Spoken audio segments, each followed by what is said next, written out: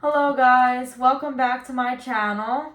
Today I'm going to be talking about my experience at this treatment center called Harmony Hills, aka Harmony Hell. So there is going to be a trigger warning on this video, just like my last video. There are mentions of SA in it and people being inappropriate with me, as well as mentions of SH and just other stuff that's just dark, and just mentions of like a lot of mental health issues and just stuff like that. I won't like say the actual words just to not trigger anybody, so I just put the abbreviations for SH and SA. So if that triggers anybody, just do not watch this video. There are also mentions of medical neglect and me being very ill and not being taken care of. So if that triggers anybody, also do not watch this video. So to get started on the story, so after I got out of Bayside, if you saw the last video about me being in Bayside Mental Hospital, I did get released from there like after about 6 days. After a really bad mixed up bipolar episode, and I wound up living with a friend for a week, and I was doing like friends with benefits stuff with my ex-boyfriend, and he was continuing to be abusive and stuff. So what happened was he broke up with me while I was at Bayside, but wanted to do friends with benefits, and I was like, I love this guy so much, I'm just gonna do, whatever I want with him, like, or whatever he wants. I'll be his, like, I'll do what he wants for me. And that was really toxic. So about a week after I got out of Bayside, my ex and I get into like this fight because he saw my text from my friend. My friend did not like my ex. So she would be texting me like, please stay away from this guy, hang out with me. He's toxic, your man is toxic, like all this stuff. And she was absolutely right, I've realized in the long run. But, when I was in love, like, I put my love over, my friend and friends and family that actually give a crap about me. So, after that big fight, my ex dropped me off at a grocery store and left me there. His friend and him left me there. And I started I was like, oh, he's like, text me when you get home, okay? Just get home safe. Because I didn't want him to like drop me off at my friend's house because I thought it would cause like a conflict. I thought I was getting thrown out of my friends because of this guy, even though I never like snuck him in or anything. I was just always going out with him, and she didn't like it. And I understand why now. And I did then too, but I just love this guy so much. I just didn't care. So yeah, like I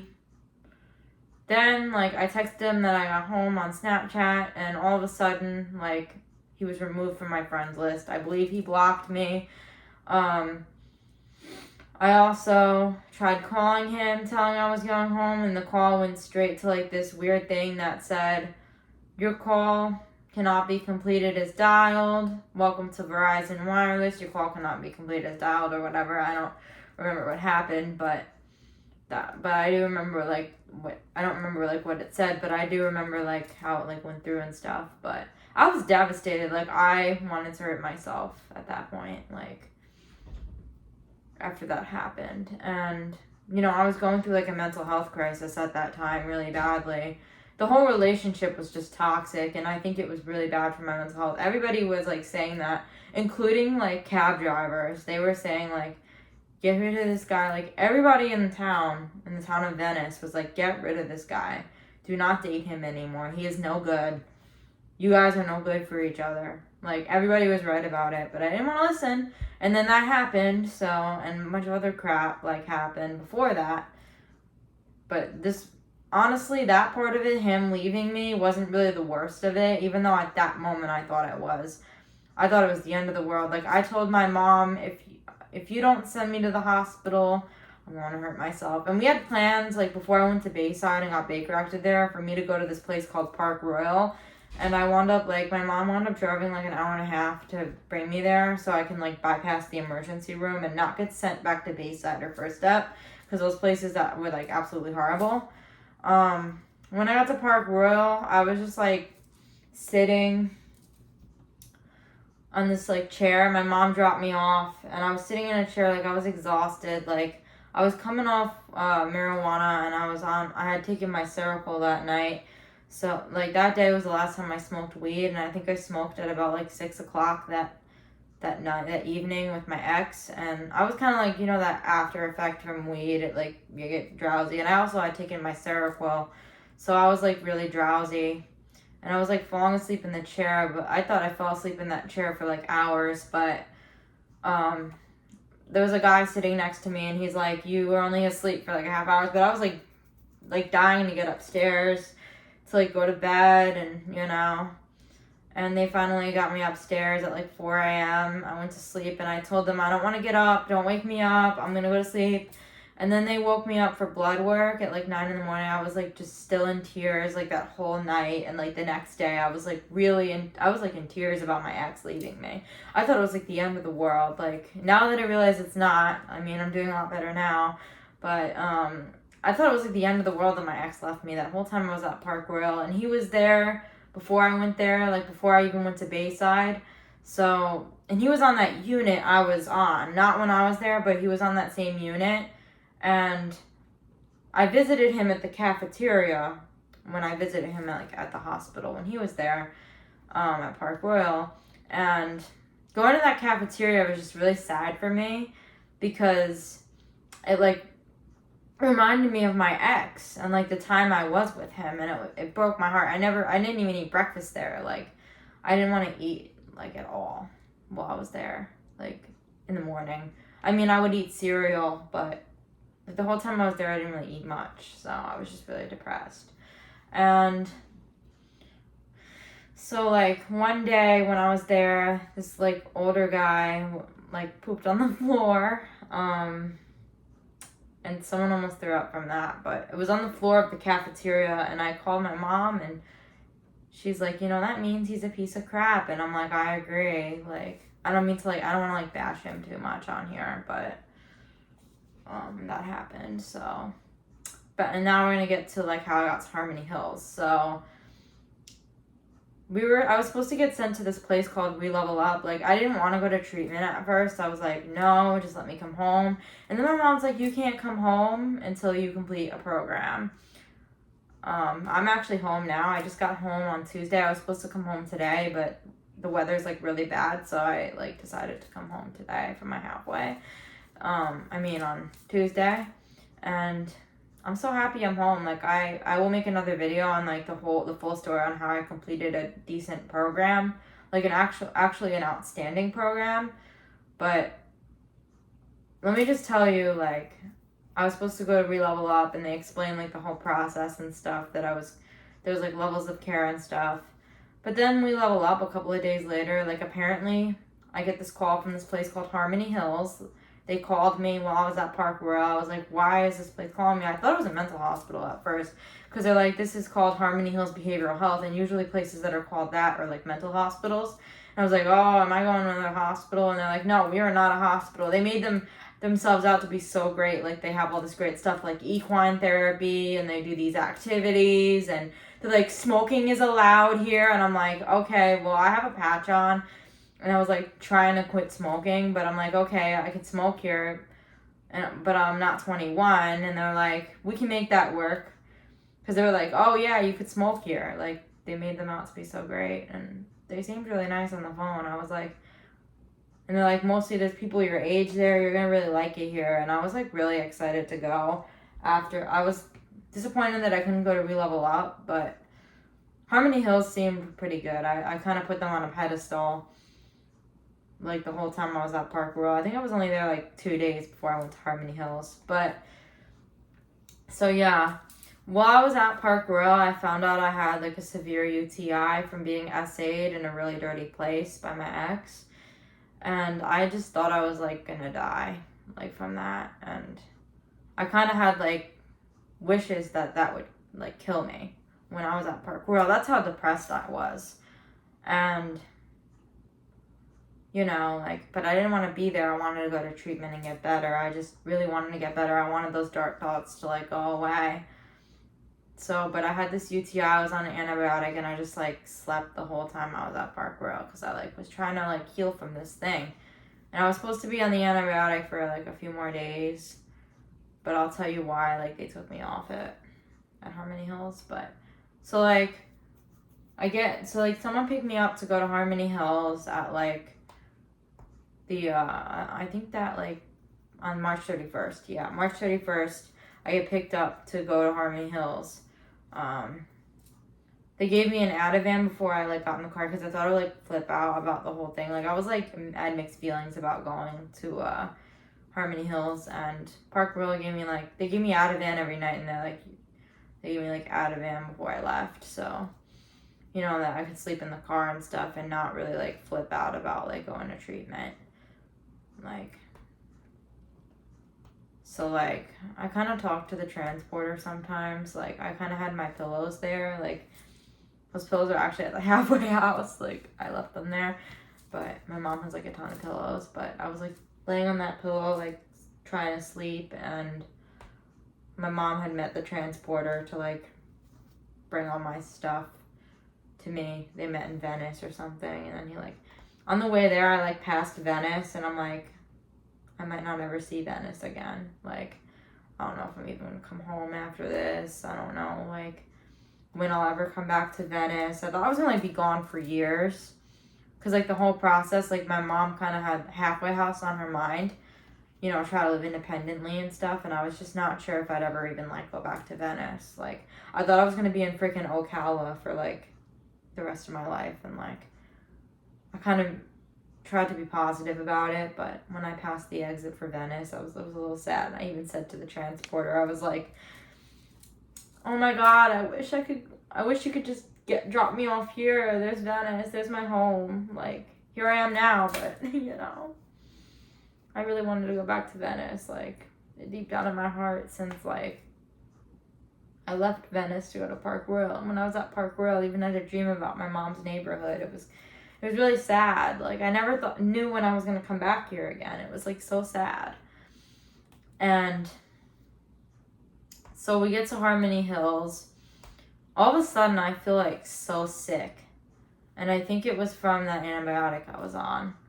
I just like suddenly started like just vomiting. I couldn't stop vomiting. I thought it was car sick, but I later found out it was the antibiotic that I was on. I was on Cipro, I think it was called. And I think I was like, it was one of the antibiotics I was allergic to.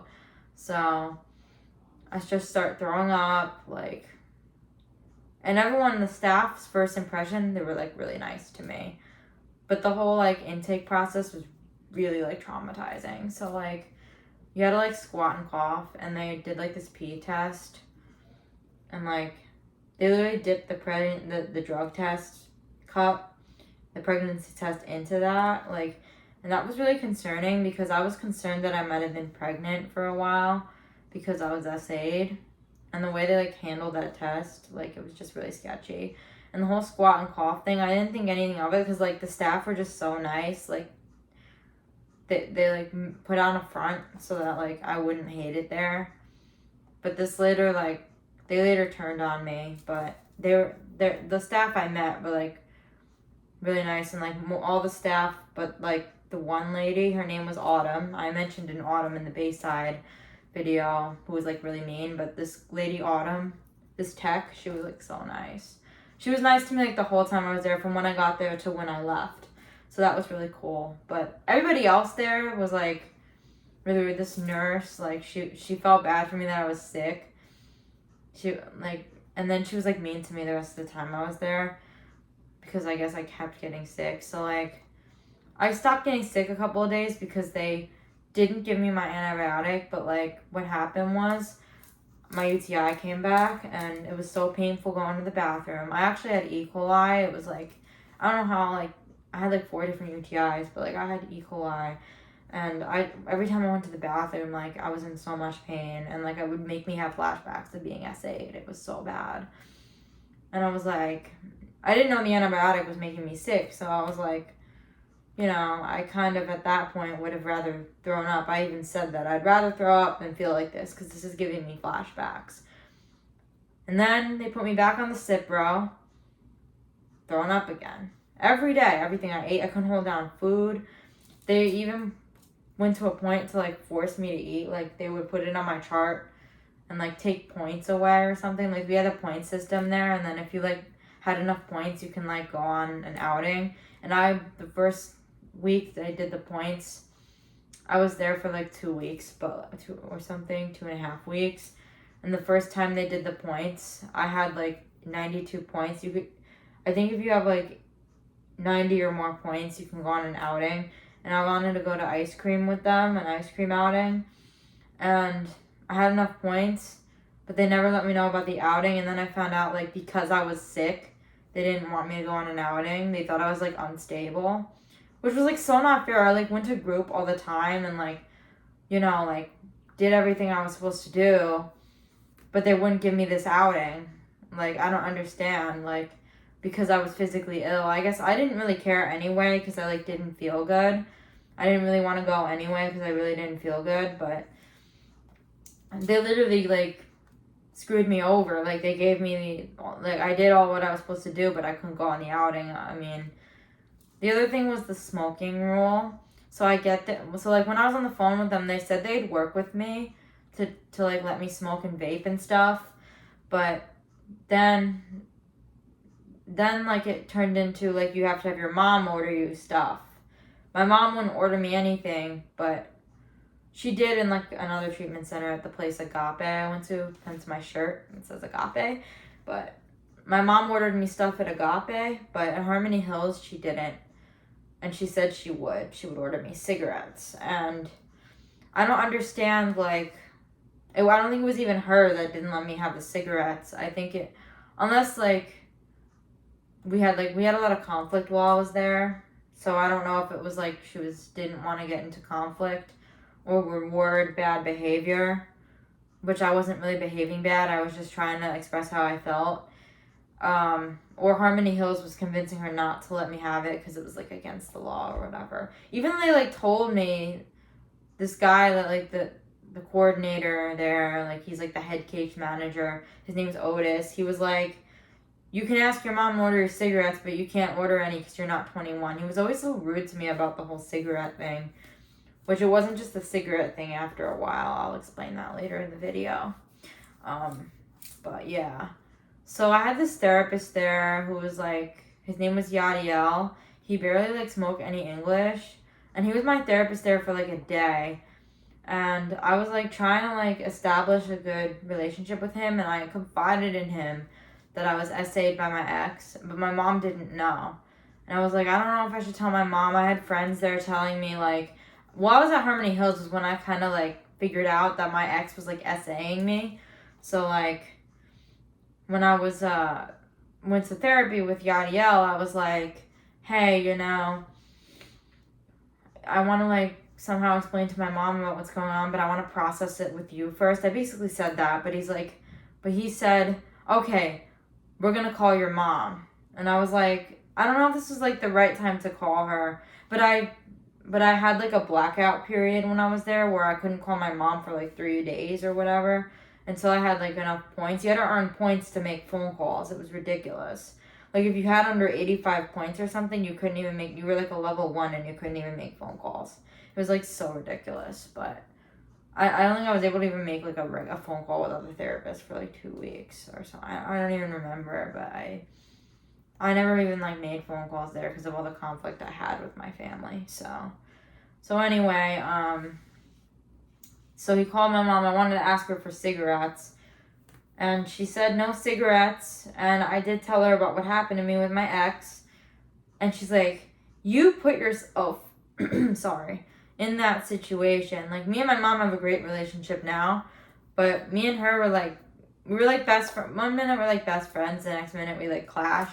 But we haven't clashed really anymore because I'm trying to like be nice to her and stuff and like not talk about those kinds of things that were brought up with the therapist there literally 5 minutes into a session, which that was very inappropriate that therapist did that. And my mom said that I put myself in that situation and I was in a very vulnerable place, and for her to say that, it really wasn't her fault, but it just, I don't even want to blame the therapist, but like he chose like the most wrong time to tell my mother about that. Like, seriously. Like, what is wrong with the staff there? Like, he was probably, like, the worst therapist I had there. I don't know if it was just the language barrier. Like, that doesn't make him a bad person or anything, but... Or maybe just his, like, therapy style. I don't know, but... There was only, like, one good therapist there. So, like, after... So, he actually wound up quitting. And I had a therapist, he was not even that bad. Like, just though I only had one session with him because of what happened with my mom. He never even met with me, but I found out he like quit. So then I had the clinical director, Bonnie, was my therapist and I would like had her when I was sick. I literally like felt so sick in session with her, and I was like literally telling her how much I wanted to leave, and it drove her crazy. Like after a while, I really wanted to leave that place because I was like feeling sick from the antibiotic. Not only did they medically neglect me for that, I also like, they also like put it in my chart. They tried to penalize me for being sick and claim that I have an eating disorder. Like I was literally, like I'm a foodie. Like I don't do that crap with food.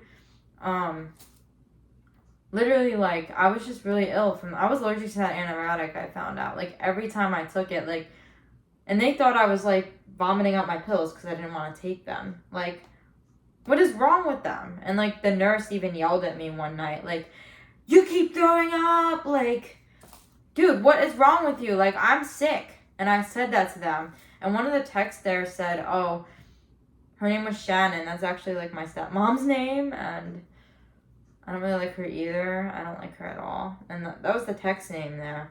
And she was like, you make yourself sick. And I was, like, laying in bed sick. And she was trying to force me to, like, I don't even remember what. Like, I was fighting with her about something. She wanted me to, like, get my clothes that, like, they mixed up when someone got Baker acted, when my roommate got Baker acted. They Baker acted a lot there. And they just didn't want to deal with us. And then after we got Baker acted, they literally put you on one-on-one. Like, a tech always watching you, like, 24/7. And that was, like, terrible. And so, like, I eventually, like, got medical care because they wanted to Baker act me.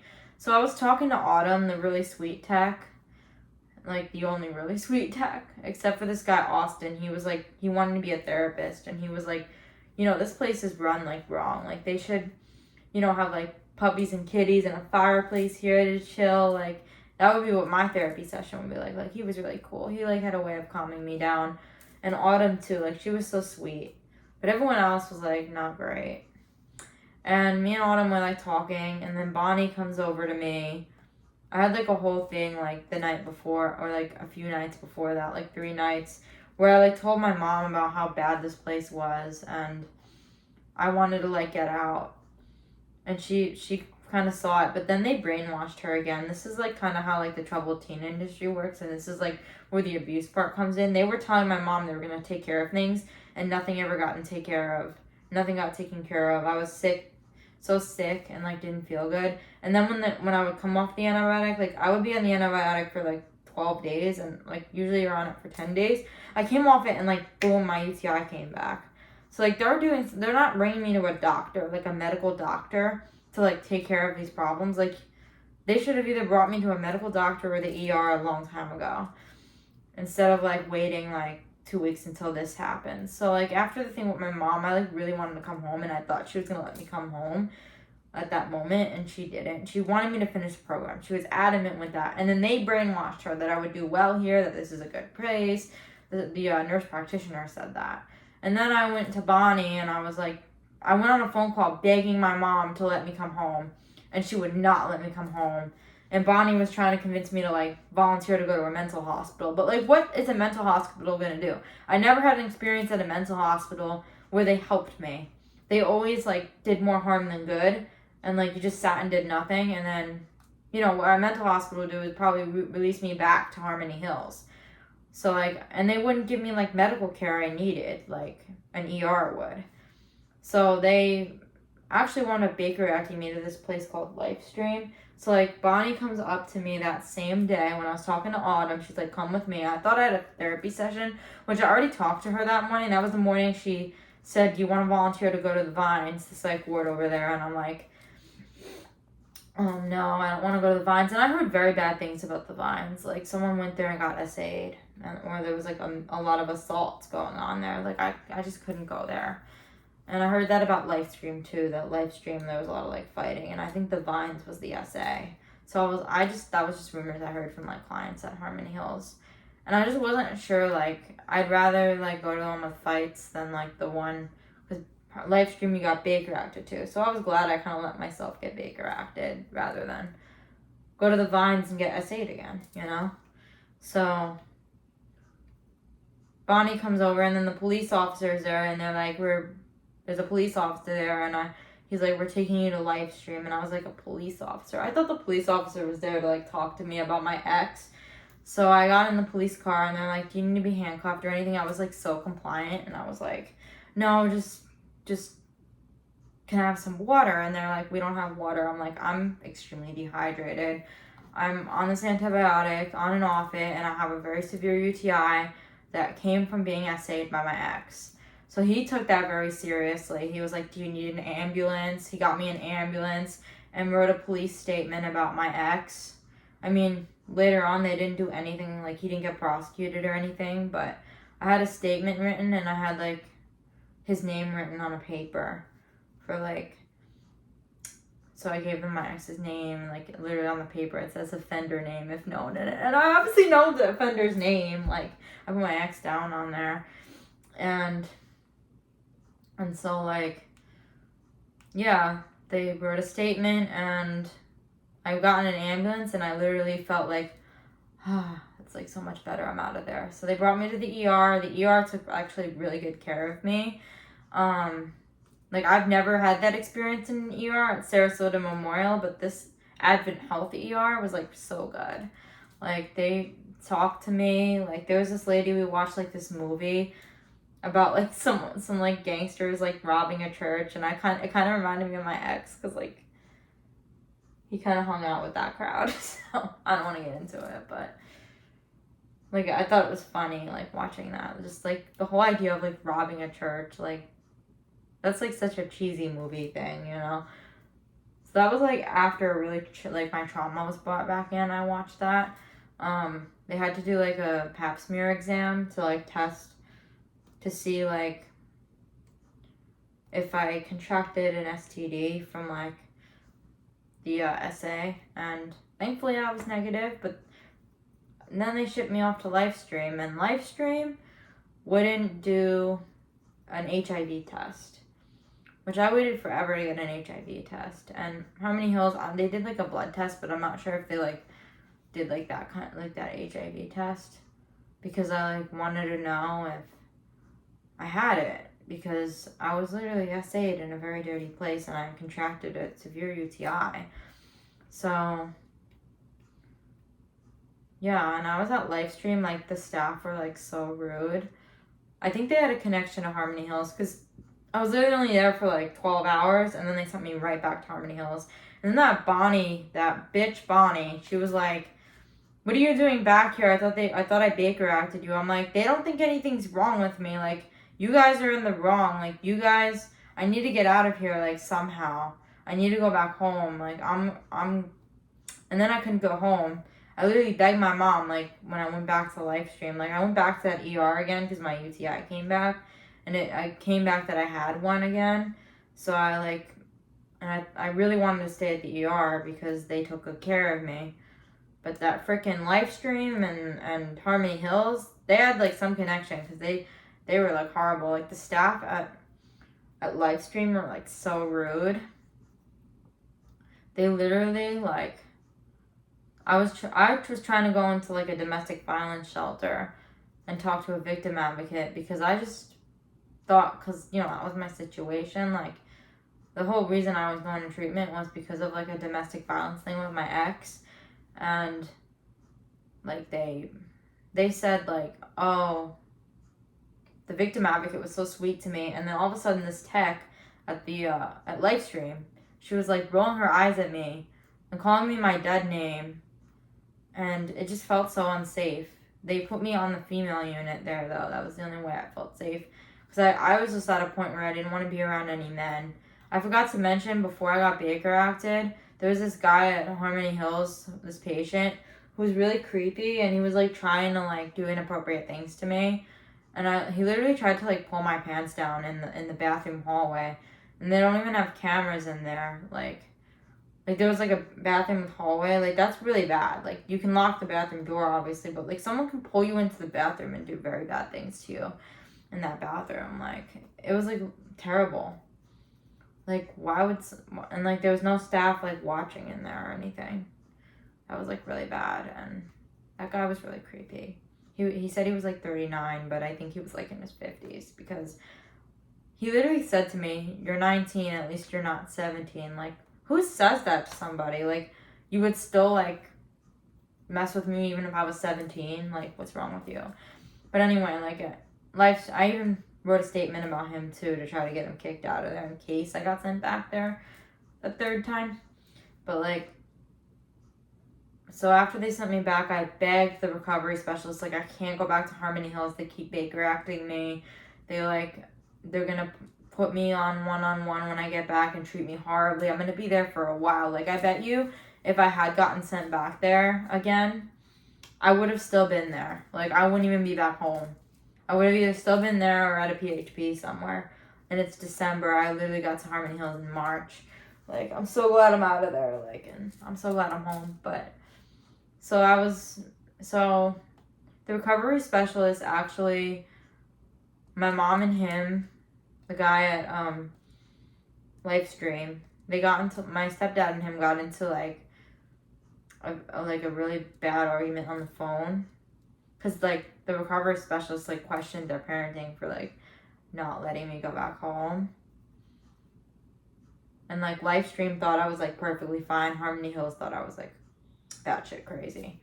But which was like terrible, because like, what am I? Like, who's gonna care about me? Like, neither place cared about me. One thought I was absolutely crazy. The other thought like they were trying to kick me out of Livestream and kick me into the street, because I guess I didn't belong there. But Harmony Hills Baker acted me there, and they were gonna either kick me to the street or to Harmony Hills. And like the fact that like I went back to Harmony Hills that time, and then it was just crazy.